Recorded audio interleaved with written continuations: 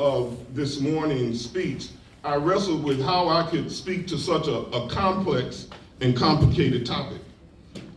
If I had these type of answers, I should probably be running for higher office, maybe even the presidency. But can you say Pete Buttigieg? I can't either, but that's all right. Nevertheless, I wanted to give careful consideration to the question, what is our path to the mountaintop? Now, Martin's iconic speech is now over 50 years old.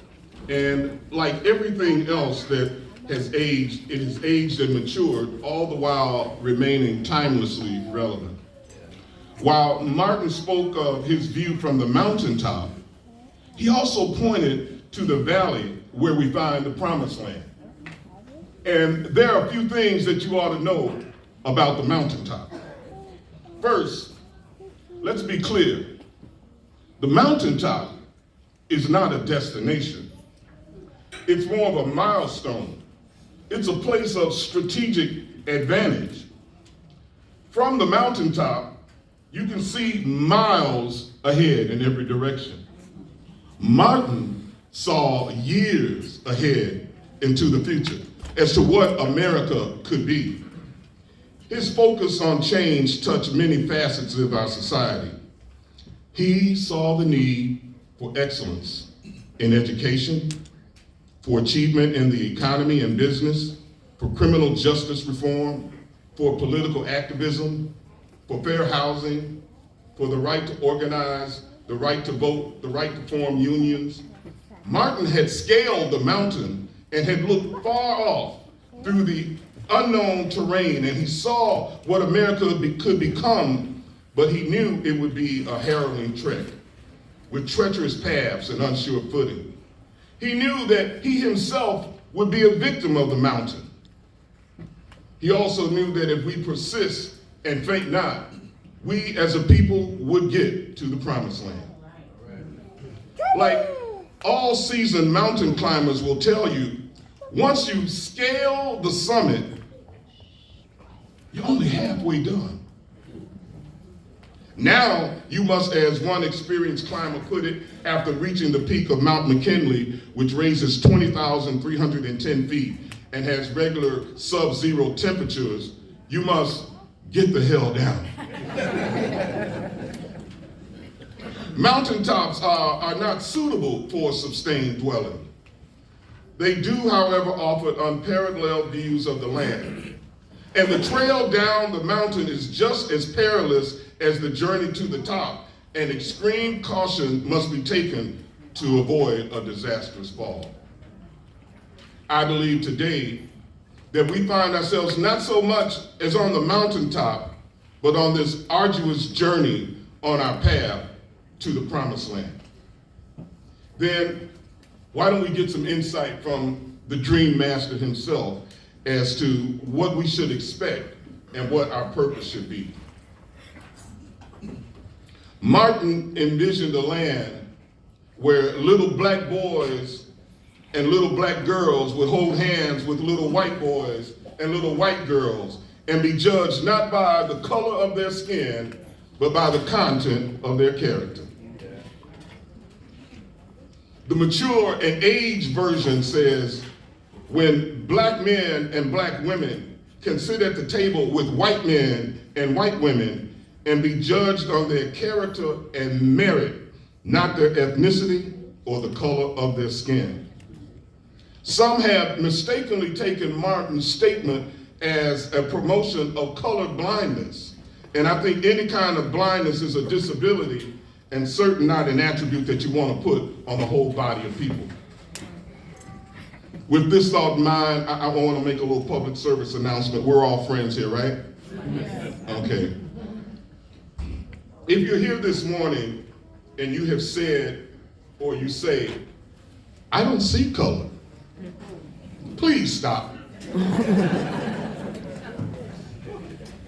Of course you see color. We all see color. If you do not see color, you don't see me. In Martin's vision, we acknowledge the differences, but we do not judge based on the differences. This thinking has been used for many years to excuse discriminatory behavior. So let's put this behind us and see me. From my broad nose and my thick lips to my ebony skin and my curly hair, what's left of it? It's okay. You see, I am proudly black. And we cannot safely descend from the mountaintop and proceed to the valley if we're not honest with ourselves about race. Yes. This brings me to my first point.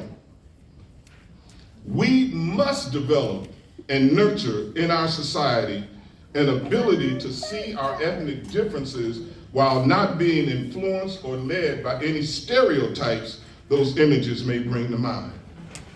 To do so is to act with bias, implicit or otherwise. Implicit bias may be seen as the cousin to racism. One may not be a racist in their thoughts and deeds, but may be surely living and operating within the construct of implicit bias. Now, I'd like each of you to indulge me for just a second. Close your eyes. Close your eyes.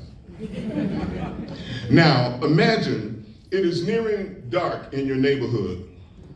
The sun is just about to set. Down the street come a group of young white males, laughing, talking loudly, playfully pushing and shoving each other, but otherwise minding their own business.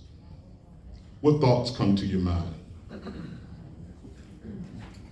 Now, take the same scenario. This time, it is a group of young black males, talking loudly, pushing, shoving, playfully, minding their own business. Same behavior. What thoughts come to your mind? Did you watch one group more closely than the other? Did you step inside and close your door and peer out from behind the curtains? You can open your eyes now. What we've just done is an unscientific test on implicit bias, which is defined as an unconscious belief about a group of people. Implicit racial bias can cause individuals to unknowingly act in discriminatory ways. A major obstacle to us getting to the promised land then, in my opinion, is implicit bias. And it is so pervasive in our society. We have bias in our classrooms, bias in our police encounters, bias in the courtrooms and the boardrooms. Martin's vision condemned bias in all its forms. Now, we as a people, when we acknowledge and address these thorny issues, may continue our hike down the mountainside to the land of promise. However, we must be intentional in our efforts to address and get ahead of this type of mindset. Teachers must receive training that begins to equip them to deal with students of color in an equitable fashion. Considerations must be given for cultural differences in basic skills of communication, conflict resolution. Different does not infer better or worse. That is the outcome of bias. So too must our law enforcement agencies patrol, serve, and protect with a knowledge that is not fear-based, but is information-based. An officer has to realize that years of mistreatment and Jim Crow and discriminatory treatment by police officers has generated a mistrust of those in uniform. Now, while we teach our young people that police are not to be feared, we must also teach our police that black is not a threat and similarly must not be feared.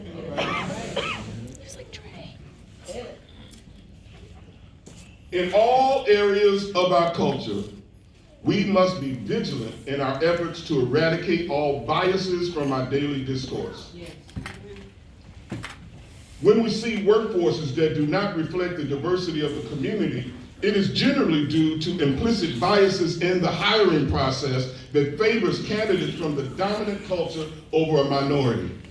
Now, I think if I were to ask people here in this room, particularly persons of color, have you ever encountered a time in your life where you applied for a job, you applied for a position, and you knew you were qualified, you knew you had all of the skill sets that were required to do that job, and you knew that you would be perfect for that job, but somehow your application was passed over.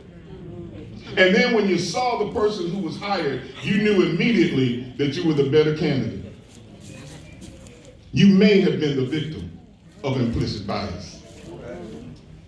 You see, you can't expect us to believe that in all of the northwest suburbs that there are no qualified persons of color. Now we're going to be friends here today, right? That there are no qualified persons of color. And so to serve in positions as HR directors, public works directors, IT directors, development directors. I'm merely saying local government is but one example, but surely not alone on this issue. Let's join together and make a change as we march toward the promised land.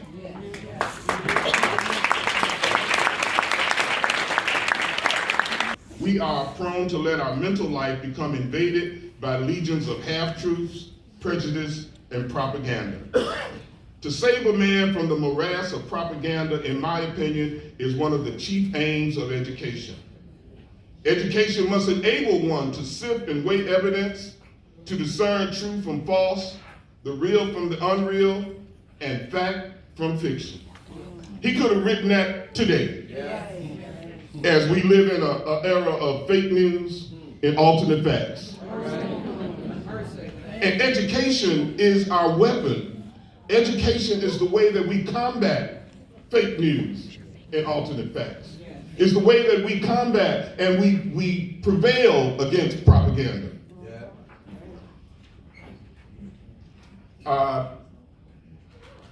Today, some are given to question the wisdom and the necessity of a college education, citing student loan debt and the inability to find relatable employment. To give some insight to this question, I also want to quote another esteemed intellect from that time period, W.E.B. Du Bois, a man whose final resting place in my recent travels to Accra, Ghana, I was able to visit the museum dedicated to W.E.B. Du Bois, where he retired after many years of service of public life here in the United States. And W.E.B. Du Bois makes this statement: all cannot go to college, but some must. Every isolated group must have its yeast, must have for the talented few centers of training where men are not so mystified and befuddled by the hard and necessary toil of earning a living as to have no higher aim than their bellies and no God greater than gold. You see, education serves a purpose. And as we were growing up, the mantra was go to college and get a job. Go to college so you can make a living.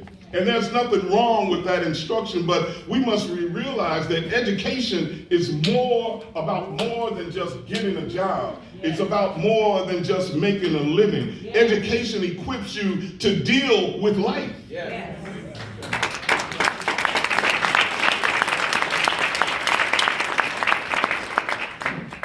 You can't berate an educated man with propaganda and half-truths. You can't fool him. You can't bamboozle him.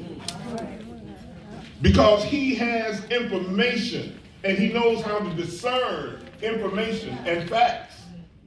And that becomes then an informed citizen, which then becomes an informed person in the electorate, an informed voter. That is how we combat half-truths and propaganda and lies.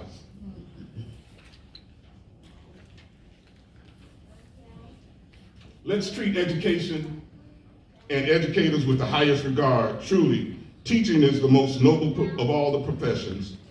For in teachers' hands we place our most prized asset, our children. Knowing and accepting this premise, we must make the field of education a desired career path. There should never be a shortage of teachers.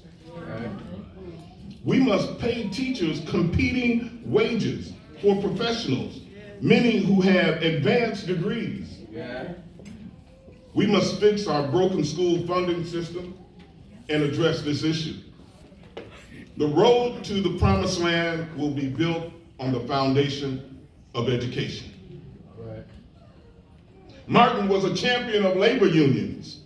While supporting the striking sanitation workers in Memphis that he was assassinated. In an interview with Daniel Denver, the author of All-American Nativism, Brandon Terry, an associate professor of African and American Studies at Harvard University, states that Martin had all sorts of ideas, whether they be things like a guaranteed income. Can you say hello, Andrew Yang? Or a more expansive framework, collective bargaining, tenant organizing, welfare rights organizing. Martin believed that in the promised land, the people united through union affiliation could resist the tyranny of the barons of industry. He believed in organizing. Many of the benefits that we enjoy now are as a result of organized labor. 5-day work week, sick leave, sick pay, and on and on. These are the benefits of organized labor, and we must continue to place the proper importance on organized labor. I believe Martin was a champion of equity. Equity is the natural outcome of equality. Equity is achieved when equality opens the door and you're allowed a voice at the table. But equity is when you are empowered while sitting at the table with a voice in the decision. Yes. Right. You see, for too long we've been invited to sit at the table, but our voices haven't been heard, and we've not been allowed to participate in the decision-making process. We must continue to push for reforms that remove barriers to the advancement of all people. When we have equity in our representation, then we can be the voice for the underserved in our community. Justice can only be achieved when equity is realized. Yes. Equitable outcomes will only come about when there are advocates on public and private boards demanding that equity in all our approaches be the order of the day. Now, I could go on and on and on because Martin was a very complex individual. And I just want to make a few more points before my time is up here. And finally, I want to say that Martin was a champion of love. Yes. Not a romanticized love, but a pragmatic, practical love. The type of love that made him stand against the powers of the day and demand freedom, equality, and opportunity for those so long denied these basic elements of the American dream. Martin was not so honored and respected during his time. He was hated. He was reviled. The recipients of many death threats and attempts on his life. His remarkable courage was born out of his love for his people and his desire to do whatever he could to improve their position in life. I believe that if Martin were here today, he would caution us on our embrace of unbridled consumerism. Martin stated, we must rapidly begin the shift from a thing-oriented society to a person-oriented society. When machines, computers, and profit motives and property rights are considered more important than people, the giant triplets of racism, materialism, militarism are incapable of being conquered. Again, could be pulled from today's headlines. He was a man of great vision, great vision. He was a prophet in all senses of the word.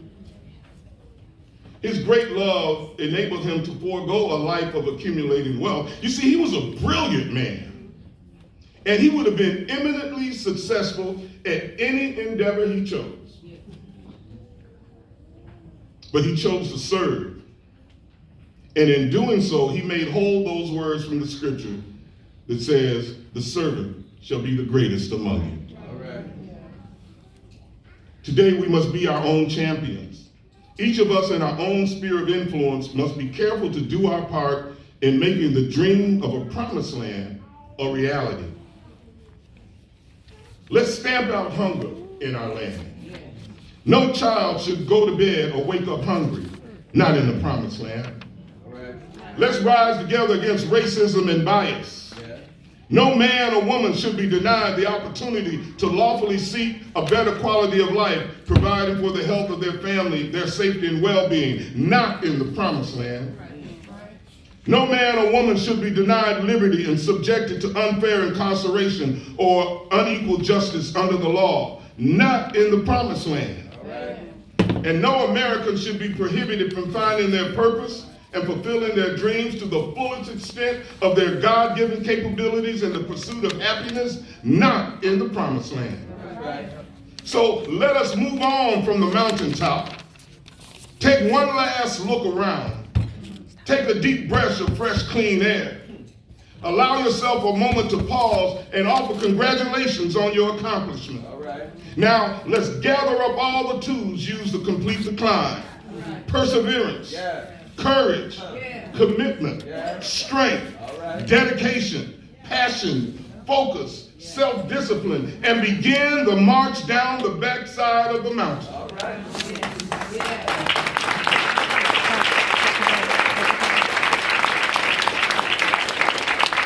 There's an old song we used to sing in church back in Chicago. The words were, I don't feel no waste time. Come too far from where I started from. Nobody told me the road would be easy.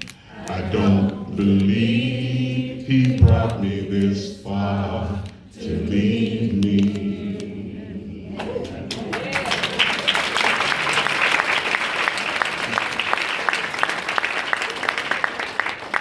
The struggle continues. Until all of us have risen, the work is not done. The path forward resides in the tripartite standards of education, policy making, and compassionate service. So, brothers and sisters, let's stand to our feet and let us march on to the valley. It's just ahead. Let us march on. The promised land is waiting. Let us march on, hand in hand, arm in arm. Let us march on until victory is won. God bless you. Thank you. Woo.